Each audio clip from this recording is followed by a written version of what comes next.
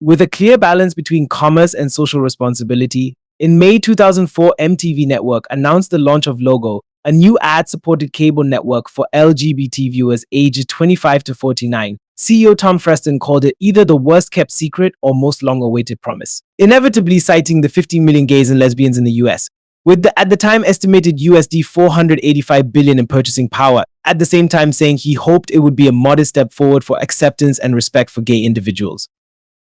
Freston added the timing of the decision had nothing to do with news headlines generated in preceding weeks on the legalization of gay marriage in Massachusetts. This is not part of a grand strategy to ride down the aisle with all these happy couples. This network is not about politics, he said. The channel launched June 30th, 2005 as the first advertiser-supported commercial television channel in the United States geared towards the LGBT community. It was founded by former MTV executive Matt Farber. Its first president, Brian Graden, was named by Out magazine as the 10th most powerful gay person in America in 2007. MTV's plans. Judy McGrath, president of the MTV Network's music and comedy group, which was overseeing the new channel, said that they were in collaboration with other MTV and Viacom properties. Logo replaced VH1 mega hits in some markets, had reached out to several writers and producers. 20 original programs were already in the pilot phase. Logo had commitments from Time Warner Cable in New York and Adelphia in Los Angeles, and was in discussions with other operators, including Comcast, to launch the net in Atlanta, Philadelphia, Boston, and San Francisco. Additionally, the web component was announced to be an important part of the strategy. We feel the burden to come up with something unique and great, said McGrath. This is the perfect audience for a very robust site. Media Week reported that Viacom, despite the flack it had received around that time from federal regulators and family-focused watchdog organizations seeking to stamp out what they deem was indecent programming on TV and radio, MTV Network's executives said they had not yet been spurned by operators or advertisers whom they had approached about partnering with Logo. This is not a network about sex or sexually explicit content, stressed Freston when asked about the inevitable backlash MTV Network would get from certain organizations as it prepared to launch the new service.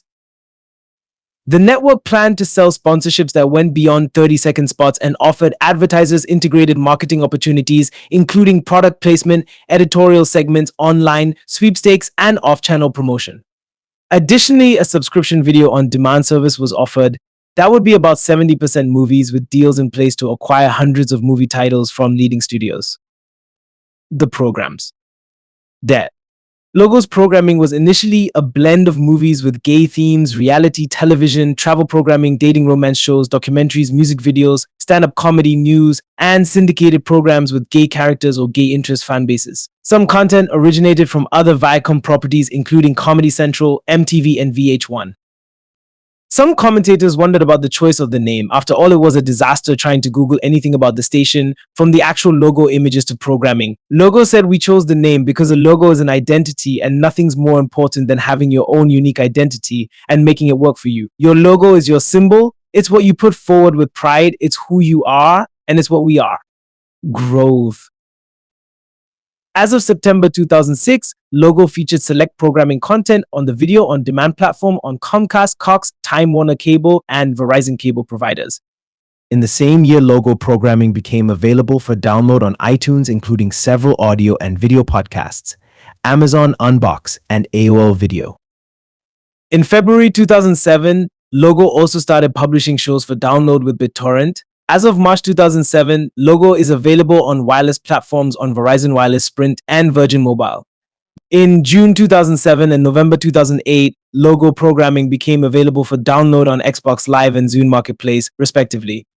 By 2008, Logo had just over 30 million subscribers and was still the sole ad-supported network devoted to gay and lesbian interests. Interestingly, the same source, Media Week, reported that Logo's upscale demo was estimated to comprise 19 million Americans with a combined buying power of around USD 800 million, a considerable growth in just 4 years' time. By 2010, Logo was available in an estimated 41 million homes, reaching 52 million by mid-2013. But they went the extra mile. As promised during the launch, next to running a few of their own websites, their flagship site logoonline.com later moved to the logotv.com domain, newnownnext.com, downlink.com, visiblevote08.com, mainly related to programming or social networking. They bought 365gay.com, a site featuring news relevant to the LGBT community, and in 2006 they acquired afterlearning.com, named one of the world's 50 most powerful blogs by British newspaper The Observer in 2008, and taplot.com, previously afteralton.com, both focusing on the portrayal of respectively lesbian and bisexual women and gay men in the media. Change of strategy. On February 21st, 2012, Logo announced that it was shifting its programming strategy, citing research that indicated that LGBT people were becoming increasingly less likely to prioritize highlighting their sexual orientation or identity. The channel entered into partnerships to produce programs that focus less on LGBT-specific interests and more on general cultural and lifestyle subjects. Logo does not report Nielsen media research ratings, so their following and performance has to be researched independently. According to a Simmons research study, Logo tops all ad-supported broadcast and cable nets in two demos adults 18 to 34 and 18 to 49, while taking second place among the 25 to 54 set. This clearly illustrates the relevance for and the affinity of the target audience, as well as their loyalty. This also meant that the advertising environment was favorable. The success of advertising. Our viewers are very curious about the companies that want to reach them, Sherman said. This is a highly sophisticated audience, and they are very aware when they're being messaged to. That vigilance often leads to a purchase, said Howard Buford, CEO of Prime Access, a multicultural advertising firm. Gay men and lesbians report significantly higher intent to purchase scores when advertisers specifically portray their lives and sensibilities, Buford said. Advertisers are listening. Strangely enough, in spite of the proven popularity and commercial success, the audience did not vote Logo their